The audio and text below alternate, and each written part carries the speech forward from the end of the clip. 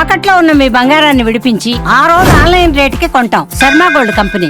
అందరికీ నమస్కారం. నా పేరు మాధురి. మీరు చూస్తుంది సుమన్ టీవీ నెట్వర్క్. మనతో పాటు ఉన్నారు ప్రముఖ జ్యోతిష్య పండితులు బ్రహ్మశ్రీ నందిబట్ల శ్రీహరి శర్మ గురువు గారు. ఆ పరిస్థితి నిజంగా చూసుకున్నట్లయితే అసలు మర్చిపోలేని విధంగా ఉంది. అసలు ఆ భయంకరమైన సంఘటన అన్నది మైండ్లో అలా ఫిక్స్ అయిపోయిందండి. అయితే ఇప్పుడు రానున్న 2-3 నెలల్లో ఎలా ఉండబోతుంది అంటారు గురువుగారు? అంటే యుద్ధ వాతావరణం, తీవ్రవాద చర్యలు ఇవన్నీ జరుగుతున్న నేపథ్యంలో భారతదేశానికి పాకిస్తాన్కి మధ్య అసలు భగ్గుమంటున్నాయన్నమాట. ఎటువంటి చిన్న చిన్న సంఘటనలు అన్నా కూడా. అలానే 3వ ప్రపంచ యుద్ధం ఏమన్నా జరిగే అవకాశాలు ఉంటాయంటారా? ప్రజెంట్ ఉన్న గ్రహస్థితి ఆధారంగా అసలు ఏం చెప్పదలుచుకున్నారు? వాస్తవం అమ్మా. ఎందుకంటే మీరు అడిగినట్టుగా ఈ గమనించినటువంటి సందర్భాలలో ఈ షడ్గ్రహ కూటమి మరియు ఈ గ్రహణము, శని మార్పు జరిగిన తదనంతరం 4 నెలల వరకు ఆల్రెడీ ఒక నెల లోపలనే మనం ఇంతటి మారణకాండ చూసాం. ఇంకా గ్రహస్థితులు అనుకూలంగా లేవండి. జూలై వరకు కూడా మారణ హోమాలు ఎక్కువగా జరుగుతాయి, ప్రపంచవ్యాప్తంగా జరుగుతాయి. దీనికి మన భారతదేశం ఏమీ మినహాయింపు కాదు. ఇప్పుడున్నటువంటి పరిస్థితులు కనుక చూసుకున్నట్లయితే భారతదేశము యుద్ధమే చేస్తుంది, కాకపోతే చాలా డిప్లొమాటిక్గా వ్యవహరిస్తుంది. అంటే వాటితో నేరుగా యుద్ధం చేయకుండా ఇతరత్ర అనేక మార్గాల ద్వారా దిగ్బంధనం చేసింది. ఆల్రెడీ మనకందరికీ తెలిసిందే. ఇది కొనసాగుతుంది. దీని ప్రభావము ప్రతిరోజు కూడా టెన్షన్ వాతావరణంతో కూడుకున్నటువంటి పరిస్థితిగా ఏర్పడవచ్చు. అయితే మీకు ఇక్కడ ఒక విషయం తెలియచేస్తాను. ఏమిటి అనంటే కాలసర్పయోగం అనేటువంటిది ఏర్పడబోతుంది. ఎప్పటి నుంచి? 18 మే 2025 నుంచి 6 జూన్ 2025 వరకు. అంటే ఏమన్నట్టు 11 రోజులు, 18 మే నుంచి 30 అంటే 12 రోజులు ప్లస్ 6 18 రోజులు. కాబట్టి 18 రోజుల పాటు కాలసర్పయోగము అనేటువంటిది ప్రపంచవ్యాప్తంగా గ్రహాలన్నీ కూడాను రాహుకేతుల మధ్య బంధింపబడుతాయి. ఇది గుర్తుపెట్టుకోండి. ఈ సమయము అత్యంత కీలకమైనటువంటి సమయం. ఈ సమయంలో చాలా మటుకు ప్రిపరేషన్స్ అవుతాయి. కాలసర్పయోగంలో ఉన్నప్పుడు ఏది ఇబ్బంది కాదు, కానీ ఆ ప్రిపరేషన్స్, మారణకాండ, విధ్వంసాలు, యుద్ధాలు జరగడానికి ప్రిపరేషన్స్ జరుగుతాయి. అయితే యుద్ధమే వస్తుందా, లేకపోతే ఇంకా ఇతరత్ర ఏమన్నా దుశ్చర్యలు జరుగుతాయా అని అంటే మనం ఎప్పుడు కూడా చరిత్రతో మనం ఎప్పుడు కూడాను కంపారిజన్ చేసుకోవాలి. చరిత్ర అంటేనే అది.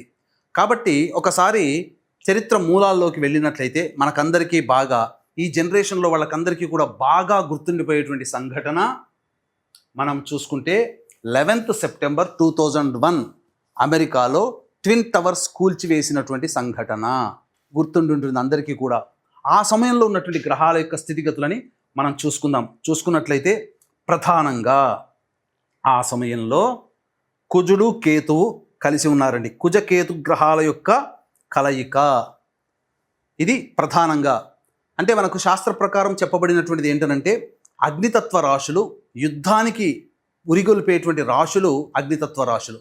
అవి మొదలుగా మేషం కంటే బలీయమైనది సింహం కంటే అతి బలీయమైనటువంటిది ఈ యొక్క ధనుస్సు.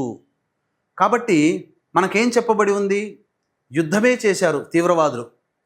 ఒక విమానానితో 2 ట్విన్ టవర్స్ని కూల్చివేసి దాదాపు 10,000 పైచిలకు మంది ప్రాణాలు కోల్పోయారు. ప్రపంచమంతా కూడా దిగ్భ్రాంతి చెందింది. మతోన్మాదము ఇంత విధ్వంసాన్ని సృష్టిస్తుందా అని చెప్పి అంత ప్రపంచమంతా కూడా దిగ్భ్రాంతి చెందింది.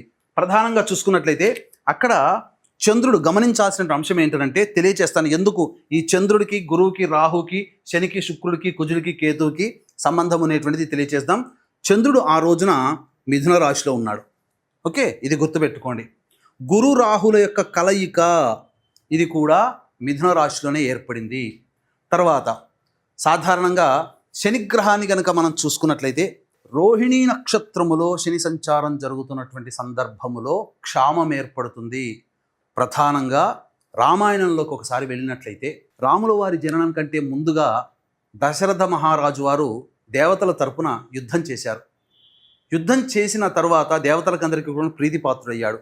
అయితే శని భగవానుడు రోహిణీ నక్షత్రంలో ఎప్పుడైతే ప్రవేశం చేశాడో ఈ యొక్క ఆయన పాలిస్తున్నటువంటి రాజ్యం అంతా కూడాను క్షామం ఏర్పడింది. పంటలు వర్షాలు లేక ఎండిపోయాయి.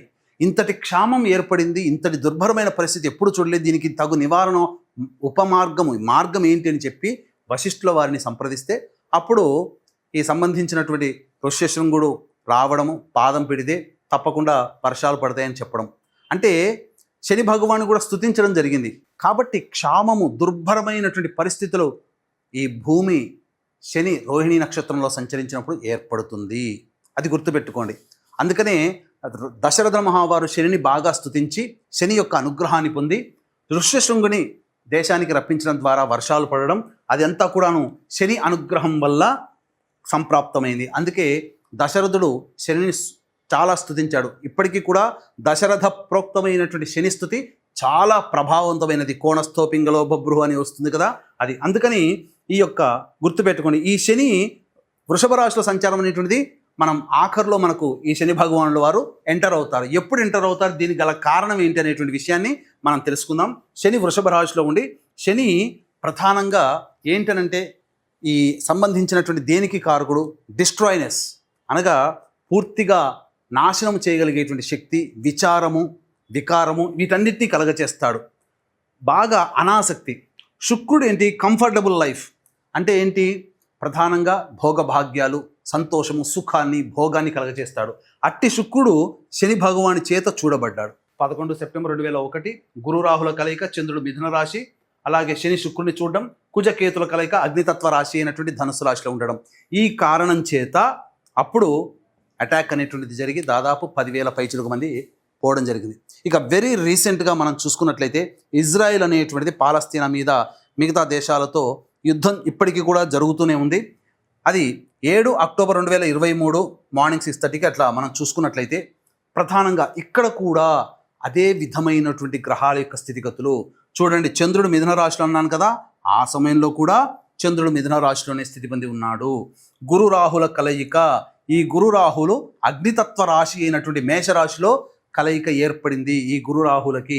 అలాగే చూసుకున్నట్లయితే కామన్గా కుజకేతుల యొక్క కలయిక అనేటువంటిది ఉన్నది. ఇది గుర్తుపెట్టుకోండి, కామన్గా కుజకేతుల యొక్క కలయిక అనేటువంటిది ఉన్నది. అలాగే చూసుకున్నట్లయితే ప్రధానంగా బుధుడు డ్యూయల్ సైన్లో ఉన్నాడు. గుర్తుపెట్టుకోండి, బుధుడు డ్యూయల్ సైన్, ద్విస్వభావ రాశిలో ఉన్నాడు. ఎప్పుడు, ఈ 11 సెప్టెంబర్ 2001 ఈ ట్విన్ టవర్స్ కూల్చే సందర్భంలో బుధుడు డ్యూయల్ సైన్. అలాగే ఇజ్రాయెల్ అటాక్లో బుధుడు డ్యూయల్ సైన్. మరియు శని వక్రీకరించి శుక్రుని వీక్షణ చేస్తున్నాడు, ఇక్కడ కూడా శని వీక్షణ. ఎన్ని కాంబినేషన్స్ అనేటువంటివి ఏర్పడ్డాయి.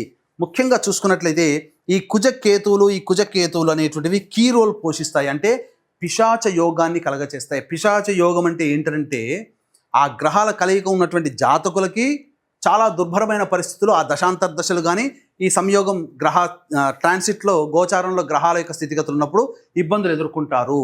అలాగే సామాజికంగా ప్రపంచవ్యాప్తంగా మనం కుజకేతుల యొక్క స్థితిగతులను సూచించినప్పుడు ఏమవుతుంది, ఈ కుజకేతుల యొక్క ప్రభావము ప్రధానంగా ఇక్కడ మనం గమనించుకున్నట్లయితే చాలా విస్ఫోటనము. కేతువు తలకాయ లేనివాడు, కుజుడు పోరాటము. అంటే ఏం జరగబోతుంది, ముందు వెనక ఆలోచన లేకుండా తీవ్రవాద స్వభావములతో ఈ యొక్క కుజకేతుల యొక్క ప్రభావం వలన దుందుడుకు చర్యలు అనేటువంటివి జరుగుతాయి. ముందు వెనక ఒక ఆలోచన లేకుండా, మంచి ఆలోచన లేకుండా బాగా విస్ఫోటనములు జరుగుతాయి. అది తీవ్రవాద చర్యలు కావచ్చు, లేకపోతే భూ ప్రకంపనలు కావచ్చు, సునామీలు కావచ్చు, ఏవైనా కావచ్చు.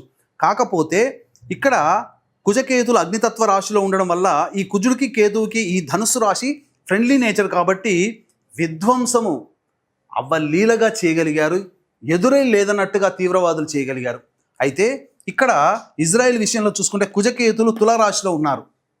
కానీ తులారాశి కుజకేతులకి అది యోగించదు, ఫ్రెండ్లీ హౌస్ కాదు. కాబట్టి అక్కడ ఆగుతూ యుద్ధం చేస్తూ, యుద్ధం మొదలుపెట్టి మళ్ళీ కొంతసేపు ఆగడం, ఇలా బ్రేక్స్తో యుద్ధం జరుగుతూ ఉంది పాలస్తీనాతో ఇజ్రాయెల్ వాళ్ళు.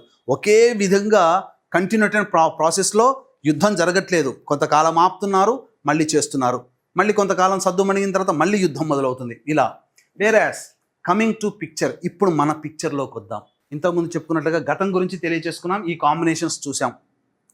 మరి ఈ సంబంధించినటువంటి సందర్భంలో ఈ 22 ఏప్రిల్ తర్వాత మళ్ళీ భవిష్యత్తులో మనకి ఏమన్నా జరుగుతాయా అనేటువంటి విషయాన్ని కనుక చూసుకున్నట్లయితే ప్రధానంగా ఇక్కడ మనం ఈ 23, 24 జూలై 2025 టార్గెట్ పెట్టుకోండి, గుర్తుపెట్టుకోండి.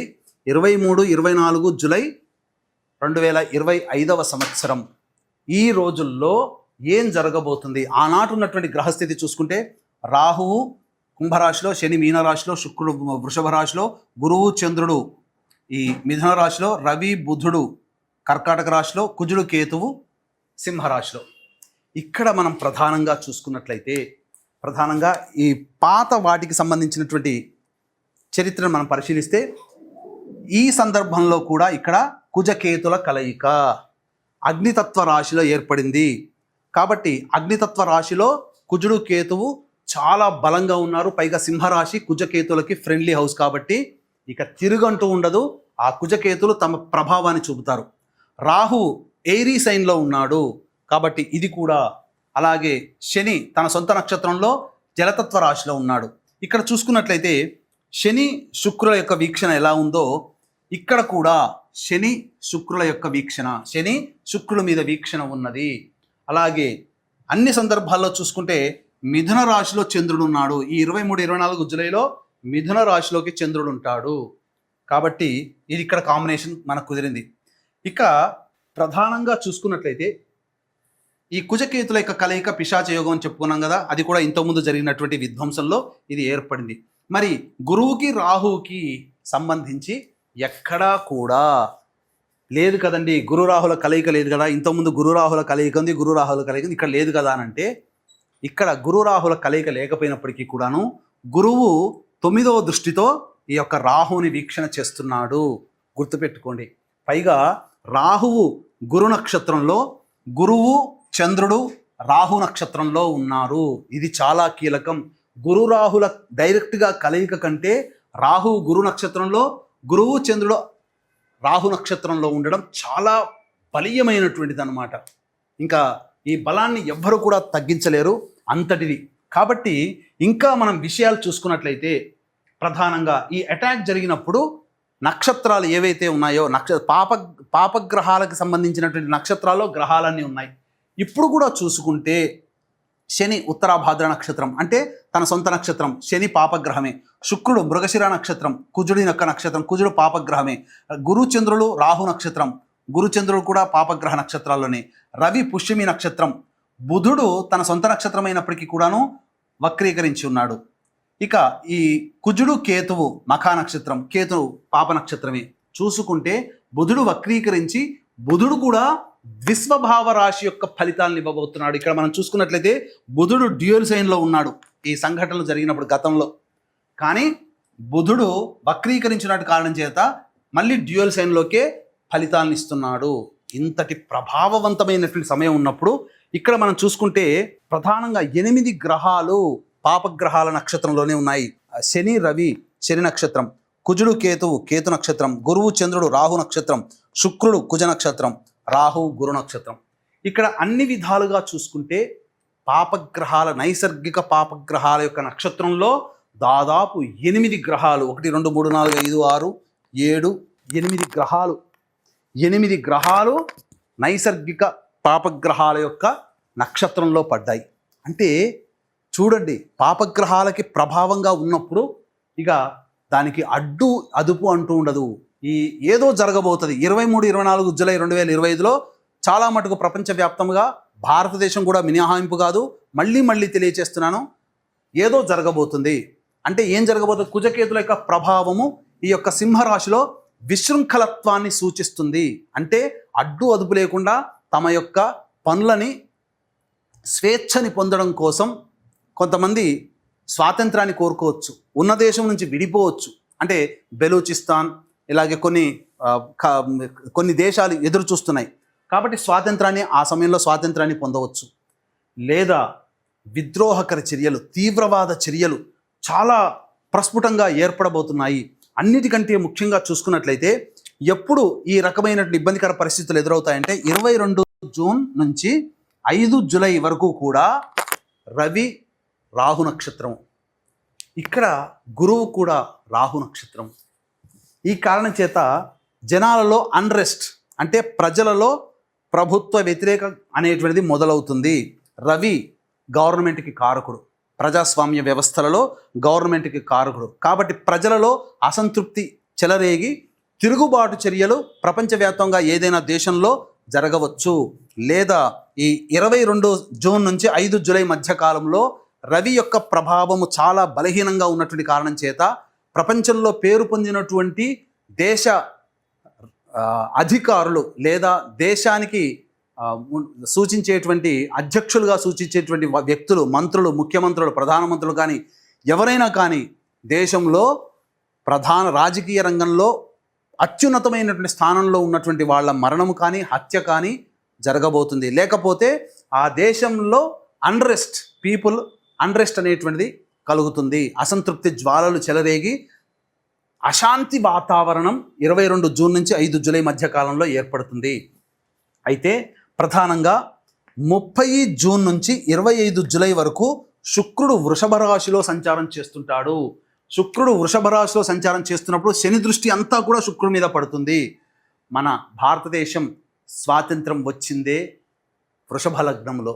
కాబట్టి లగ్నానికి అధిపతి అయినటువంటి శుక్రుడు శని చేత వీక్షించబడుతున్నటువంటి కారణం చేత 30 జూన్ నుంచి 25 జూలై వరకు ఉన్నటువంటి మధ్యకాలంలో భారతదేశంలో పలు కీలకమైనటువంటి మార్పులు చేర్పులు చోటు చేసుకోబోతున్నాయి.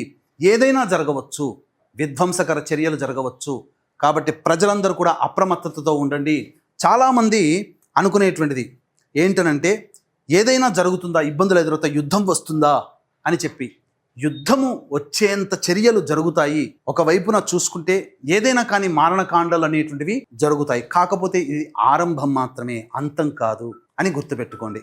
చూసారు కదండి, రాబోయే 2-3 నెలల్లో మనం చాలా జాగ్రత్తగా ఉండాలి. దానికి సంబంధించి అది బయటపడడానికి ఎలాంటి పరిహారాలు ఉన్నాయన్న విషయాలు కూడా మనకి గురువుగారు తెలియజేశారు. అందరం కూడా అది ఖచ్చితంగా పాటించి తీరాల్సిందే.